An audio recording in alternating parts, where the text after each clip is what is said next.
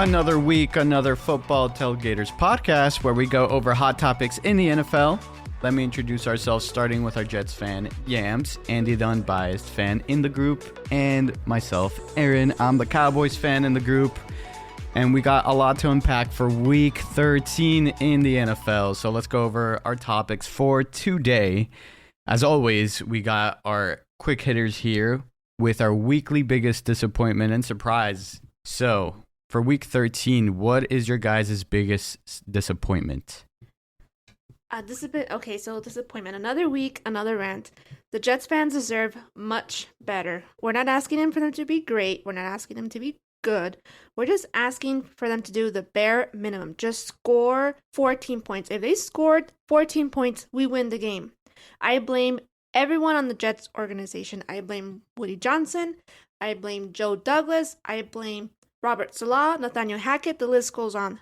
They're all to blame for putting such an embarrassing product on the field. I'm going to go with the Philadelphia Eagles. They were not competitive. In the beginning, it seems like it could have been a competitive game, but for them being the top seed of the NFC, they couldn't show any fight against the 49ers when they got steamrolled over in the second half.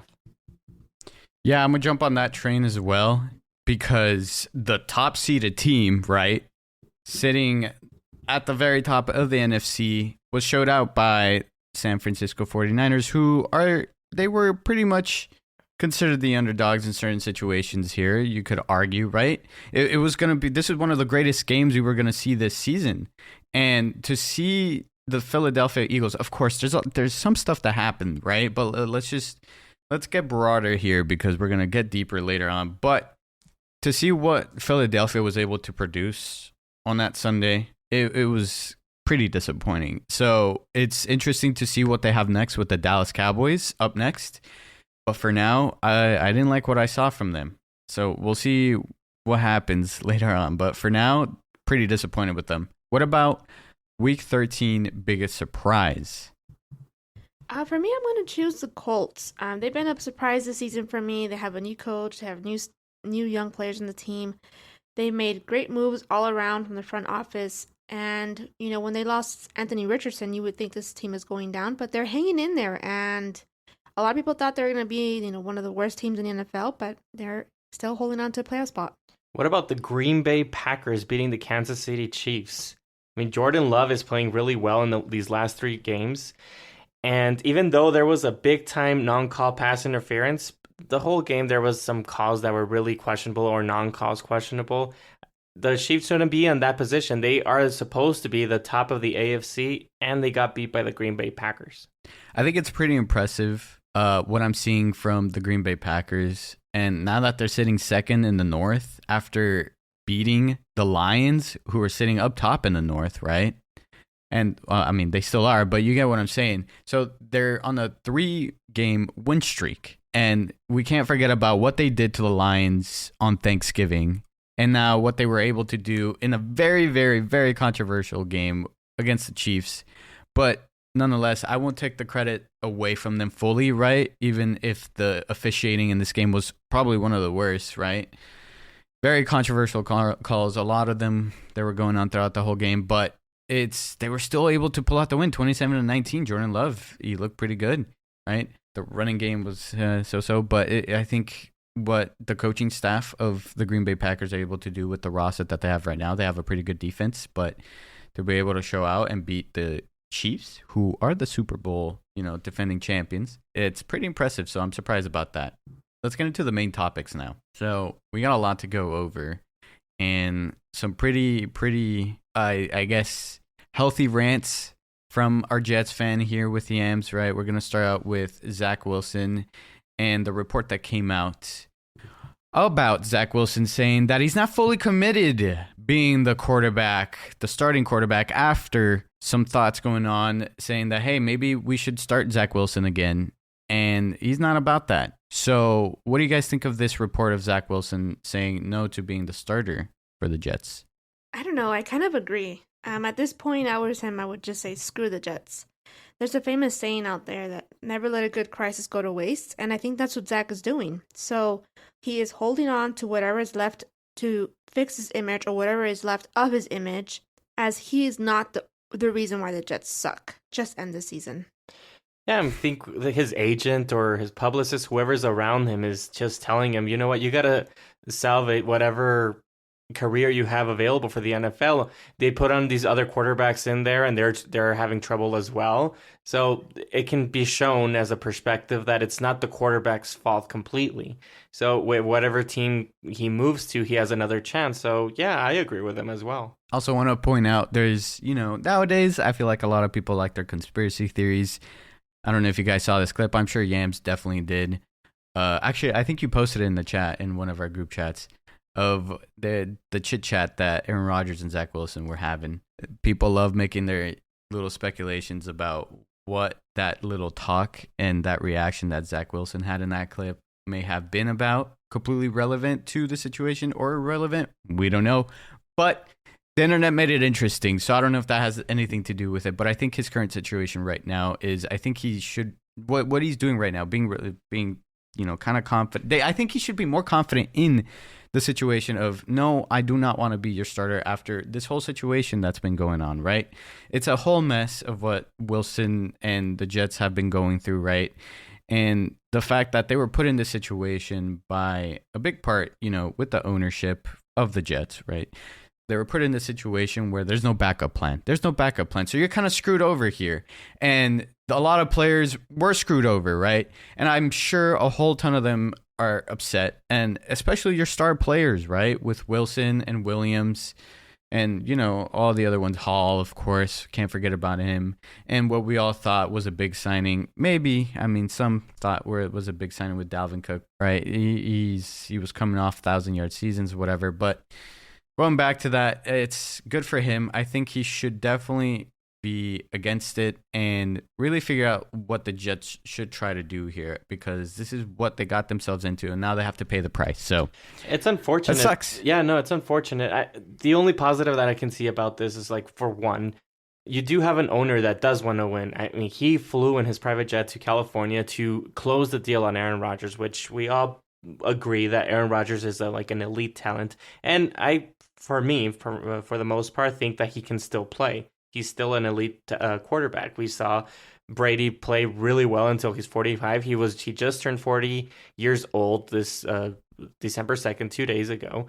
So I think the Jets, it's just the top of the organization are not well established to put in a good plan. They just put the whole plan on Aaron Rodgers to put everything in the good course for them, and they listened to everything that he wanted, including coaching, which I would have pushed back a little bit on the coaching, since we saw Hackett and the problems that he had in the Broncos. He was the coach and the offensive coordinator for the Green Bay Packers as Aaron Rodgers' offensive coordinator, but it was the same thing that the Jets did with Adam Gase. They got Adam Gase was the coordinator for Peyton Manning and the Denver Broncos. You guys have really, really good quarterbacks that you really kind of, unquote, don't need so much of the presence of the offensive coordinator. And that's the situation that happened. It's just the management is just poor. And they let Aaron Rodgers just basically dictate what they needed. And when he went down, basically the whole plan went out the door. But we all know this. It's nothing new. It's just unfortunate that the GM didn't get a better viable backup quarterback and say, no, you know what, Tim Boyle, we've seen him play before. He's not well. I'm going to get somebody better, because you know what? I don't know that Zach Wilson is good. We've seen him in the last, 2 years that he played, and he hasn't played really well, or 3 years. And we should have to have a better backup quarterback. We have a really good, talented offense, and we have a talented defense. And if you go down, which I guess they didn't anticipate of this happening, but you should always anticipate it. It is the NFL. Even though Aaron Rodgers is not prone to injuries, it's the NFL. I can also think that if Brady went down, if I want to play the devil's advocate, if he went down in Tampa, then the backup quarterback, which I'm not sure if that happened or not. I believe it did, but I'm not 100% sure. The backup quarterback that was there, what was his name? Gilbert. Garrett Gilbert, I believe. He played for the Jacksonville Jaguars, and then he was the backup.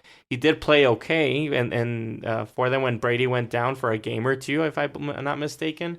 but I'm pretty sure that the season would have been done for the Buccaneers too, even with all those weapons that they had with Gronk and AB and all those guys.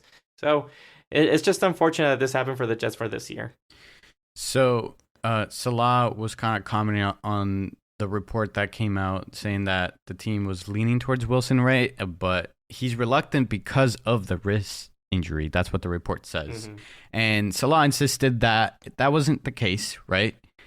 And they want him to be the starter. And he also says, this is on ESPN, if he was reluctant to play, he wouldn't be there, basically. So I don't know what's going on over there, but it's not looking too good. It's not looking too good. And again, you put yourself in this situation and you get what you deserve, kind of, basically. So I'm sure plenty of Jets fans are really upset right now. Really, really upset right now, and are calling for all kinds of things, right? I mean, James, what are you seeing like in the outside, I guess, whatever you want to call it, the media, the internet, social media, whatever it is. Social media, I'm seeing a little bit of a split. So I'm seeing a lot of them pissed off that Wilson is not willing to jump in. And then there's some that are on his side. Yeah, you know what? Screw the Jets. He has not been in the best position. Neither was Aaron Rodgers. Tim Boyle sucks. Simeon's not doing any better. No one's coming in to save this organization. So why put it on him? Why should he be the fall guy? Yeah.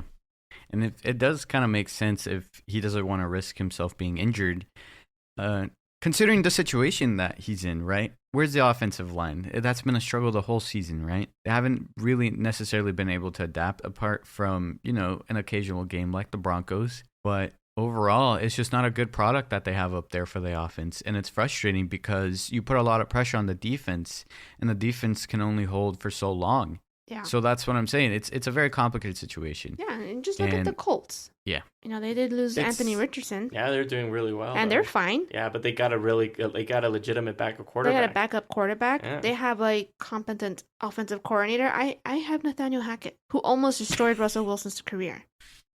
Yeah, and I don't I'm sure of it. I'm sure of it because, right, I mean, we've kind of come across people saying that, it's Salah, right? That's the problem. Or, I don't know, like the lack of QB, right?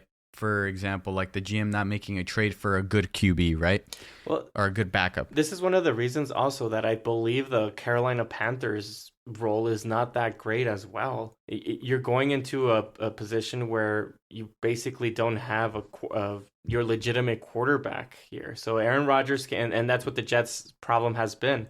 So that's why they were like, fine, we finally have a capable quarterback with Aaron Rodgers, and we can, yeah, sure, whatever you want, Aaron. Bring your wide receivers here, your coordinator, sure, because they didn't anticipate for this to happen, unfortunately. I want to move on to the next topic. Let's talk about the Patriots again. So the Patriots, after their game with the Chargers, they lose another one, and the score is unbelievable. Yeah, 0-6. That was the score. The Chargers win 6-0. It's not pretty. It's a complicated situation with the Patriots. Their defense seems to be the brightest spot of the whole team, right? When you're looking at that, and then you're looking at the quarterback situation. We talked about Mac Jones, but now let's go back to Bill Belichick. Should Bill Belichick leave the Patriots? He is at the point of his career that he doesn't have a ton of years left. So I would say yes. I still believe Bill Belichick is one of the greatest coaches of all time, or even in fact, he is the greatest coach of all time. But he needs a team that has a capable quarterback. There's going to be a lot of firings in this offseason, but the legitimate best one that's going to be available, and we all know it, it's the Chargers. They have a legitimate quarterback at Herbert that is you're just wasting away his career. If you put Bill Belichick there and fix that awful defense that the head coach of the Chargers does not know how to play call it, you'll have a legitimate huge contender with the Chargers. So of course I would leave the Patriots, and you had a really good 20-year run. So yeah, move on. And who would the Patriots even get if they let go of Bill Belichick? Oof. It's not a good move. No. I think he should quit. I don't know. They have the second pick in the draft right now. I don't know if he should quit. Yeah, but at this point in his career, what I'm saying is that you don't even know if the rookie's even going to do well. You draft the quarterback that you think is going to be doing super well, and they don't. I mean, we saw a lot of quarterbacks in the last few years that are drafted in the first round, and they don't do well at all. So you have to go to a place that has a legitimate quarterback that you know that he's going to start. That's why the Jets got Aaron Rodgers, because that's the best way and guarantee that you'll be able to compete. I'm going to jump in and say that I think he should definitely leave. He needs a new environment and a fresh start somewhere else because, again, he's getting up there in age, and I'm sure I would assume his patience, it's running thin with this whole Patriots situation. And whenever you're looking at the teams that would really have an available coaching spot, it depends on what happens with Vegas, right? But Vegas is there. But I think the most appealing, obviously, is the Chargers.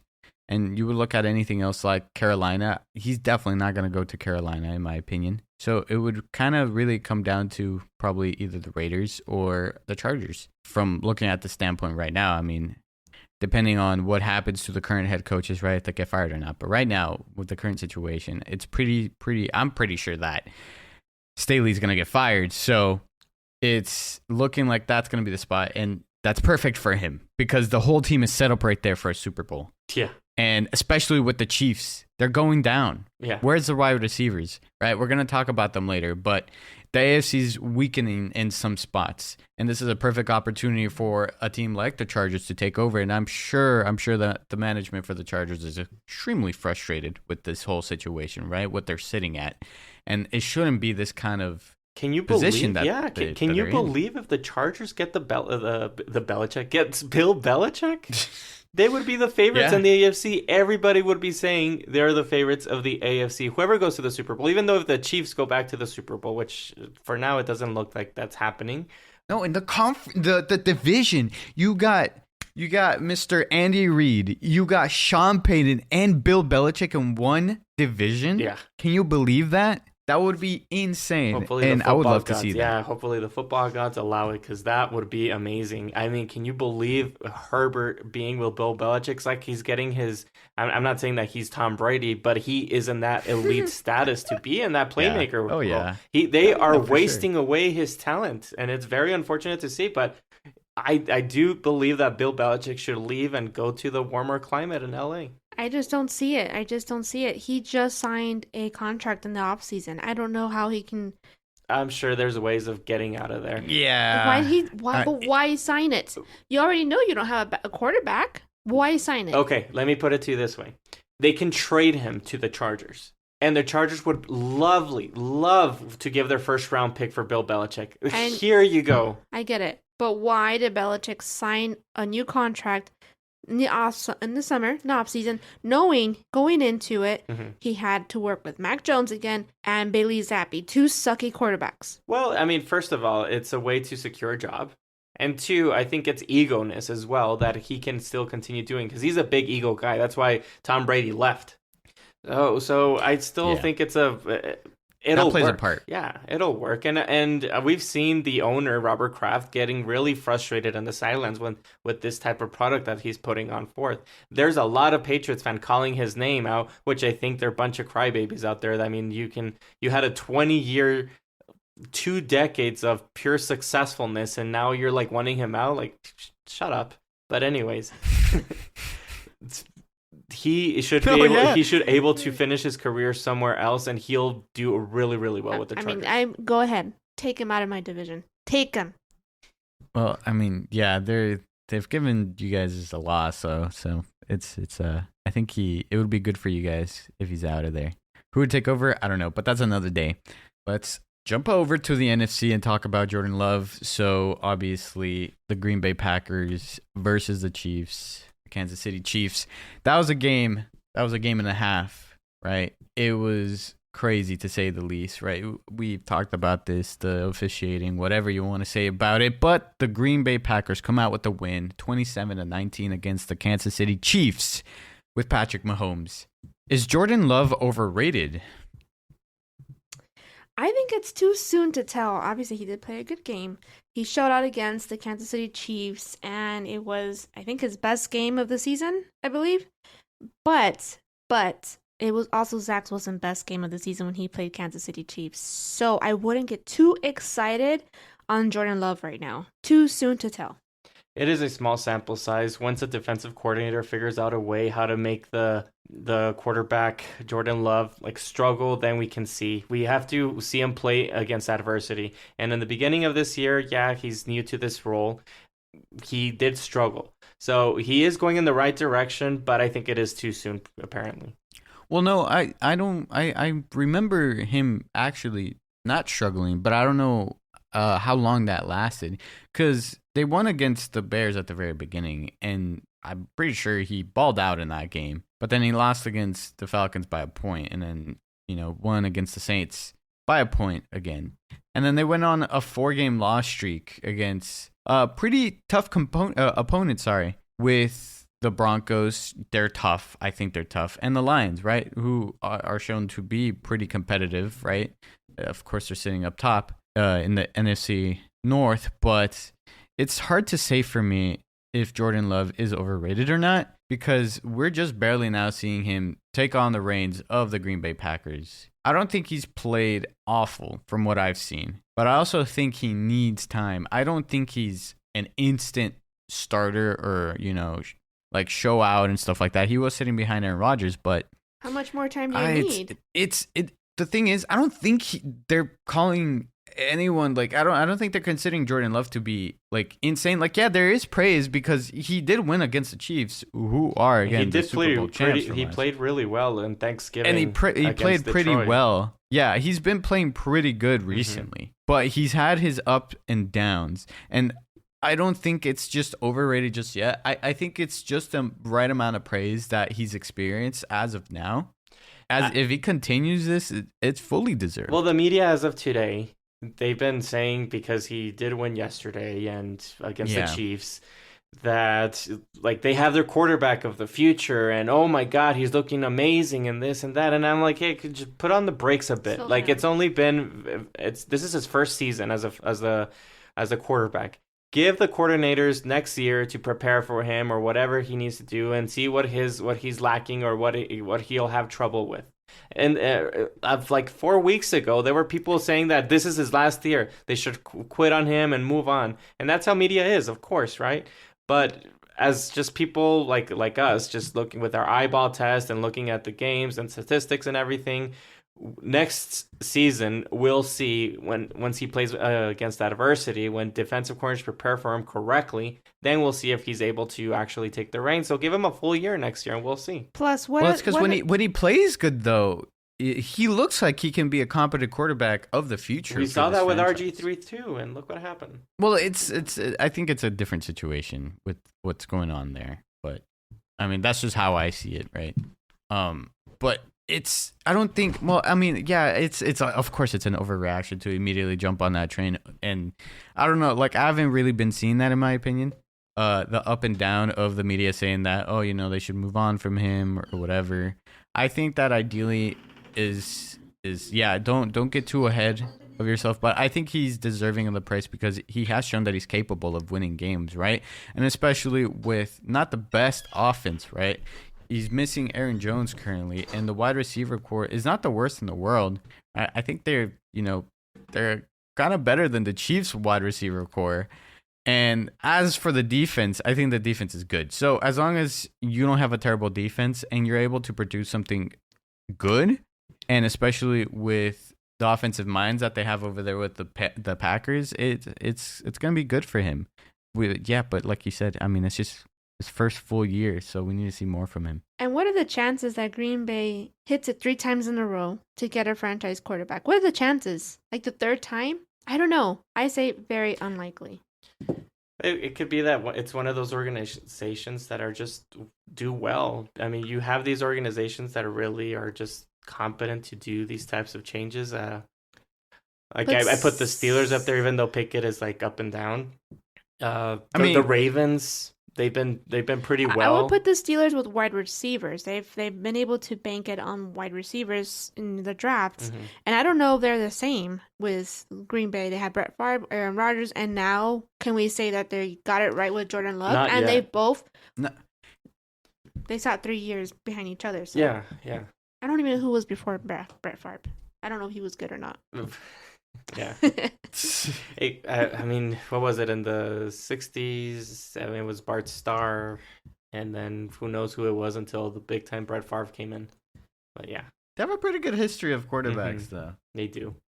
It's that okay. Can we admit though he's not trash? He's not trash. You gotta, because if you want to really get into the investigating of if he's really worth it, he is not trash. Like, right away that there's quarterbacks that are just trashed out right at the get go. Yeah, he's not that as of yet. No, exactly. So I don't think it's a little bit of an overreaction. Is he overrated? If you're basing it on just pure media, I guess, opinions, sure, he might be put a little bit overrated, yeah. But I mean, if you look at the other quarterbacks that you have that are mid-tier, right? I mean, because they're not necessarily putting this guy all the way up there, with Patrick Mahomes or Herbert yet, because that would be crazy. That's when you're crazy. That's when you're overrating him. But putting him somewhere in the top 10 is not the craziest thing just yet, right? We got to see the full season, what he goes through with his next couple of games. But it's all right. I mean, they're not calling this guy the next Patrick Mahomes. They're not calling this guy, like a top 3 quarterback, right? But he's getting up there. He's working his way up there. And we'll see what we see. Or will we see what we see? We'll see next season and see what he does. I want to move on to the next topic, though. Some extra stuff we got talking about the Green Bay Packers with the Kansas City Chiefs. So I want to see what your guys' thoughts are on the Kansas City Chiefs after their loss against the Green Bay Packers. Are the Kansas City Chiefs pretenders? I don't think so. It is complicated because they still have Patrick Mahomes, and if he's still the quarterback, I don't consider them pretenders. But you can tell that he is missing a player like Tyreek Hill last night, but they're still in it for me. Yeah, they have a lot of experience. They just won the Super Bowl, and they do need more playmakers. They can't just rely on Kelsey and Mahomes to do everything. People were praising that Sky Moore was going to be this great receiver, and he is just gone. Also, Tony is gone too. So we do need to see a little bit more help for them. I really don't think that they are going to go to the Super Bowl this year. Yeah, right now it's looking kind of tough. It's looking kind of tough for the Chiefs because of the whole problem that they had with the wide receivers, right? That's always been a question for the whole season. And what are they going to do? What are they going to do? They did get something special with Pacheco. And after their ups and downs, after, what was it, like a 6-game win streak or something like that, after their first loss against the Lions, which was a close game. They lost against the Broncos, and then they won against Dolphins, lost against Eagles, won against Raiders, and then they lost here against the Packers, and they got the Bills next. So it's a real challenge for them. And I'm not ready to count them out yet on having a shot with the Super Bowl, obviously, right?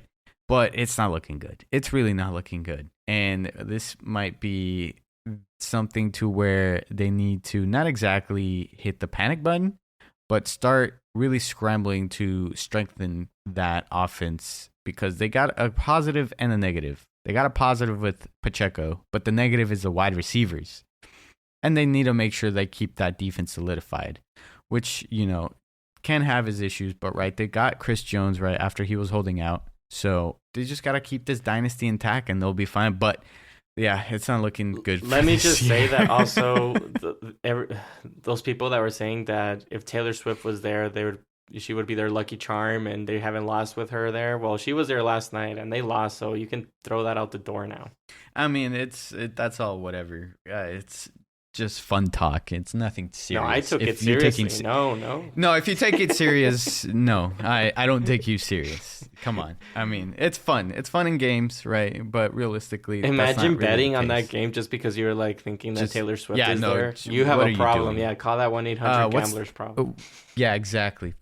It's just bad. But they're sitting 2 games ahead of they're right now first place, AFC West, and then Denver's second place, right, which is something else that we're kind of seeing creep up there, even though they lost a close one with the Texans. But they've got a significant lead for now, but their schedule is looking kind of tough. So they need to keep it up. They have to win against the Patriots and Raiders, right? And even Bengals because of the whole quarterback situation over there.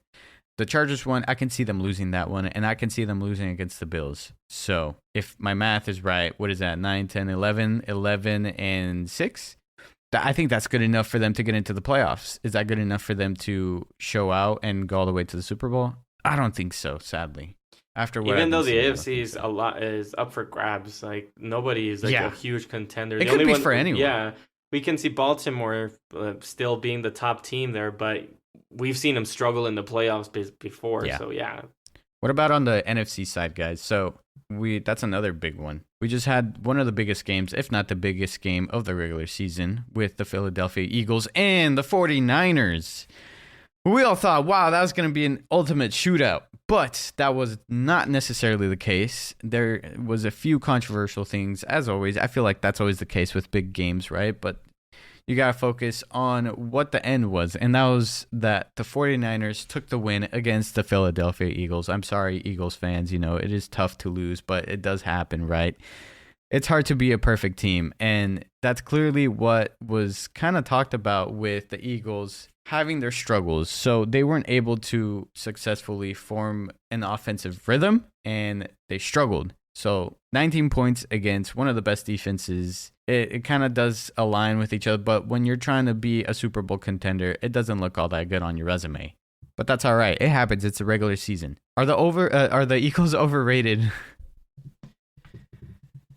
I would say yes, they are overrated, and we've seen them struggle in the last few weeks. They did just lose a big time game against 49ers, and they got like steamrolled.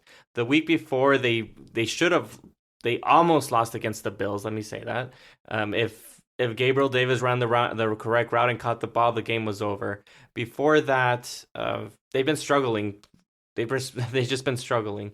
And for them to be the top team in the NFC, it just doesn't show that they have what it takes. When they played against Dallas shot themselves in the foot themselves. And it wasn't seen that the Eagles were the ones that beat them. They were just a more organized team. So, yeah, they are overrated in the moment.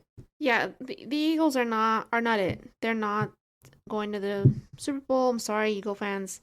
They are still a good team. The push and tush still works. But when they play against really good teams, I just don't see it. And 49ers is one of the best teams in the NFL. Or the Oh, boy, you're going to get a lot of hate for that. Hopefully, we don't get a lot of Eagles fans watching us. Or maybe, no, yeah. Bring it. I mean, it's okay. Bring it. Sure, yeah. We embrace the hate because I'm going to jump on that too and say that you take away the tush push and a lot of luck. And what do you got? Pretenders. I'm just kidding. I wouldn't go as far as pretenders, but they're not exactly solidified as what they've come to be with this whole, regular season talk with the Eagles, Super Bowl, Super Bowl, Super Bowl. No. You still got the 49ers and the Cowboys, which is ultimately really the teams you should kind of worry about. And yeah, you say what you want about the Cowboys, whatever, but they were really close. And if it wasn't for the lack of what Andy said, the lack of organization for the Cowboys, they would have won that game. And exactly the same thing with the luck with the Bills game. If they had that proper, if the Eagles, man, it's because when you look at their team and you look at what they have, they got a really good offense, right? And what you could really say is that their secondary is weak.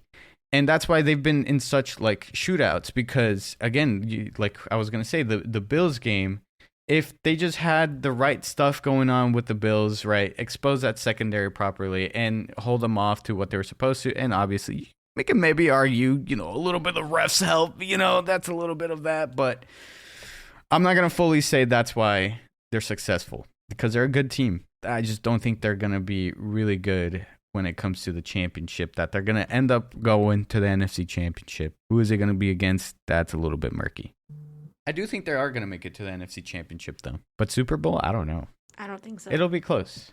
I don't know. It's kind of weird, though, because we've seen obviously the 49ers struggle, right? And we used to consider them being the Super Bowl contenders at the very beginning. And when they had their issues, Brock Purdy injury and whatever, and then they started falling after the Cowboys win, right? And they had that whole thing where F the Cowboys, all that kind of stuff, and then they dropped 3-4 games. It was crazy. and then they got back on track. So we're seeing a lot of inconsistencies with a lot of these like very stacked teams, right? And it could be anyone's game. It's not one of those seasons where there's a clear favorite here. Although we may love to talk about who's the clear favorite, sometimes it's not always the easiest thing. But that's how I see it. I don't know about you guys. Well, this is a week-to-week league, and for the moment, they can always get it together. They did play a pretty bad, like, brutal schedule. They've been, the 49ers, they played on Thursday night, so they had like a week and a half. And the 49ers and the Philadelphia Eagles have been playing like big-time teams like week after week in the last 3 weeks or so. And they played Sunday night last week, and now a little less than a whole week to be prepared for this game. So that also, you can put that into the bank as well, that they had that struggling 49ers just had a little bit more time to prepare. They look gassed a little bit, more tired. But we'll see. I mean, this is a week. They're sitting a game behind, ahead of the Cowboys in the NFC East. Yeah, once this Sunday night football plays. This is a big game for them, for both of them. Yeah, for sure. Because for the Eagles, they have the Seahawks, Giants twice, and the Cardinals as their last games. They have to win those. They have to, and they should win those. But I could really see them dropping maybe a Seahawks game, or for some crazy reason, the Giants. You know, I don't think that's awful. Even the Cardinals, now that Kyler Murray's back, you know. Yeah, it could happen. We'll see with that. Yeah, let's move on to fantasy updates. So week 13, we're getting really close. I mean, the playoffs are pretty much around the corner. So, what do you got for us in fantasy updates? I don't think the list is going to be long, as it, that's been the thing for the past weeks. Well, for fantasy football week 14 pickups, we start off with Ezekiel Elliott. He is rostered in 40% of the leagues. He's the running back for the Patriots. Ramondre Stevenson, he had an ankle sprain in the game, and he might miss some time. A few weeks, actually. So we'll see. I would pick him up because he does pretty well. He has been doing pretty well in with the Patriots, and they use them a lot also in the goal line as well. Next player I have Tajay Spears, the running back from the Titans. He is rostered in 35% of the league. Derrick Henry left the game yesterday with a concussion. He might miss next week's game as well. So we've seen that Tajay Spears has been played pretty well, and now as a leading back, that he should rack up more points. Last player I have is Jalen Hyatt, the wide receiver for the Giants. He is rostered on only 4% of the league. In the last game that the Giants played, even though they had a bye week, he caught 5 targets for 109 yards. And it seems with this new quarterback, DeVito, that's there on the helm, he is actually having a good connection with him. So if you need a wide receiver, since we're getting close to the playoffs, fantasy playoffs, I would pick him up. Not bad. And also one that really hurts too, like fantasy, obviously, and when you're talking about just actual football, losing Tank Dell for the rest of the season, and what that opens up for the wide receivers. I was thinking of that, of Noah Brown being the starting wide receiver there. But the reason that when you have 2 good wide receivers, I'm a little bit skeptical. Like, they're gonna put in a lot more. He's the second wide receiver coming up, so he's going to be the star, I believe, there. So I don't see Noah Brown when he was with the Cowboys as he can be like the number 1 receiver caliber wide receiver. So I'm a little skeptical of just picking him up and thinking that he's going to do amazing in that offense. After Tank Dell went down, the Houston Texans were struggling. Let me add that as well. Yeah. So their number 1 is Nico Collins. That's their number 1 wide receiver. And he's the one who absolutely balled out. He had his best game, I think, of his career. So he's the number 1. To step up as the number 2 has to be Noah Brown. But they got some other guys in there. But from what I was understanding, it's gonna probably have to be, it's because Robert Woods, it's not the same with him anymore. Right. So, maybe it's because it's going to be a little bit tough to see what Noah Brown has. Yeah. I don't know. Can he step up? I think he's definitely going to be number 2. He's had his big games, right? But he's no Tank Dell, obviously. So, he's not available. Noah Brown isn't available in our league. I just checked right now. No. And I think he's kind of rostered. Is that above 50%? 50%. If he's above 50, I usually don't put players in the fantasy. Yeah, right? Yeah, I don't talk about those players. Yeah, he's taken both my leagues. So seems like he's pretty popular. So Robert Woods is the one that's popping up, and that would be the closest thing. But no, I think it really comes down to really Noah Brown if you have a chance for fantasy, if you need a wide receiver. But it's not. Yeah, I wouldn't 100% recommend it. What about, let's move on to Week 14 picks. We're getting really close to the playoffs. So what do you have for us for Week 14? Week 14 picks. We'll start off with the Thursday night football, the Patriots against the Steelers. This might be a bore as a game. We did have a great game on last Thursday night football with the Seahawks against the Cowboys, but here we have like quarterback-less teams here. I don't put too much on Trubisky, even though I do pick the Steelers to win. Bill Belichick and the defense are going to make it hard for them, but I feel that they're with the running backs that they have and the wide receivers, I believe they're going to be able to steal this game from the Patriots. The Lions against the Bears. This is a divisional game. The last time that the Lions played the Bears, it was a really good game. Justin Fields just came back out of his injury, and he was playing lights out. Even though the Lions did come out with the win, I do still believe the Lions are going to be able to win this game, even though they're having their offensive struggles. But I just don't believe in the Bears are able to do anything at this point.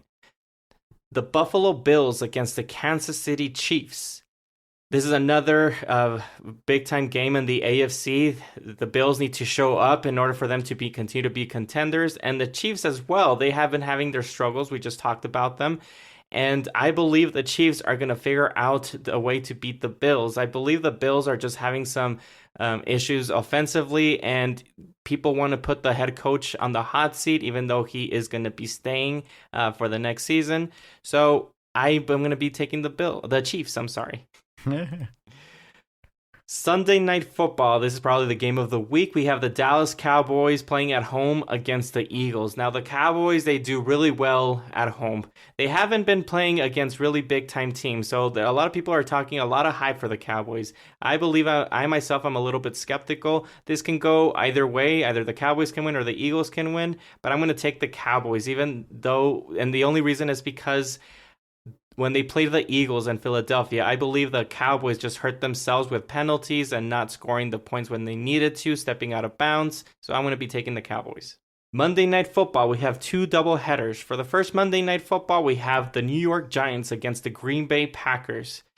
This might be a bore fest for a lot of people, but I think it can be actually interesting. DeVito is actually not playing that bad, and they actually are letting him do his thing. So the Packers, they did just beat the Chiefs, but I believe the Giants don't have a bad defense. They can make this game interesting, but I am going to take the Packers just because they are getting things together and they're getting better prepared against big-time teams, and I don't think the Giants are big enough to overcome them. The next Monday Night Football game, we have the Tennessee Titans against the Dolphins. For me, the Dolphins are a top team in the AFC.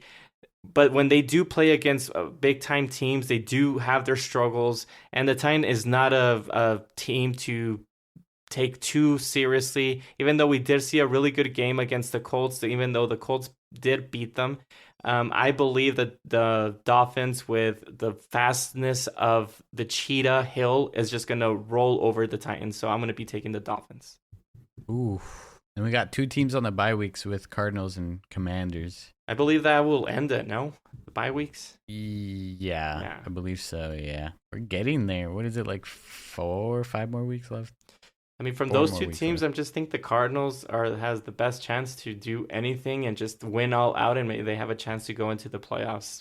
Kyler Murray, that's a quarterback you have to take seriously. And they just showed up. A lot of people were picking the Pittsburgh Steelers on Sunday, and the Cardinals actually won. So good for them. Yep. It's tough for them, though, because they got the 49ers next. Yeah. After their bye week. Yeah. That's for another time. All right. Yeah, that's going to do it for this episode. Thank you guys. To those who made it to the very end, we'd love to see you guys giving your opinion with us on our social media, which is football_tailgaters on Instagram, TikTok, and YouTube. Thank you guys again for listening, and we'll see you guys on the next episode.